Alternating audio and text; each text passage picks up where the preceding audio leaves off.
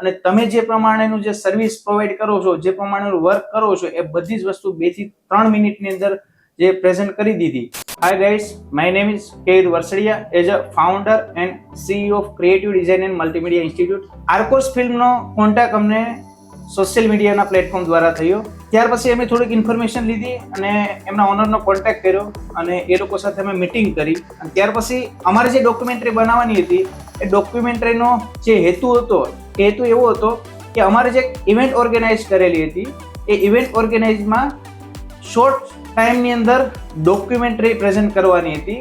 અને એમાં જે અમારા ગેસ્ટ આવવાના હતા એ પુણે અને બેંગ્લોરથી આવવાના હતા અને બીજા પણ ઘણા બધા પ્રોફેશનલ વ્યક્તિઓ આવવાના હતા. કે અમારો હેતુ કે શોર્ટ ટાઈમની અંદર જે ડોક્યુમેન્ટરી બને એ ડોક્યુમેન્ટરી અંદર બને ત્યાં સુધી વધારે પ્રેઝન્ટ કરી શકીએ. તો ત્યાર પછી અમે એમની જે આર્કોસ ફિલ્મ ના જે સ્ટાફ મેમ્બર છે એ લોકોની સાથે અમે વર્ક કર્યું.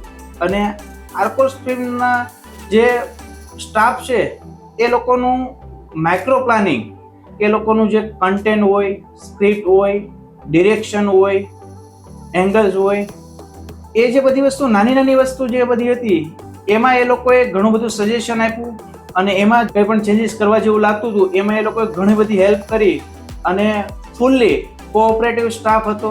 જનરલી જોવા જઈએ તો ડોક્યુમેન્ટરી બહુ લોંગ હોય છે, પણ આજે તમે ડોક્યુમેન્ટરી બનાવી કે જે 2 થી 3 મિનિટની અંદર તમારું જે વર્કઆઉટ છે, જે તમે એસ્ટાબ્લિશ બ્રાન્ચ કરી 2014 થી લઈને અત્યાર સુધીનું બધી જ વસ્તુ 2 થી 3 મિનિટની અંદર સમજાવી દીધું. અને તમે જે પ્રમાણેનું જે સર્વિસ પ્રોવાઈડ કરો છો, જે પ્રમાણેનું વર્ક કરો છો, એ બધી જ વસ્તુ 2 થી 3 મિનિટની અંદર જે પ્રેઝન્ટ કરી દીધી.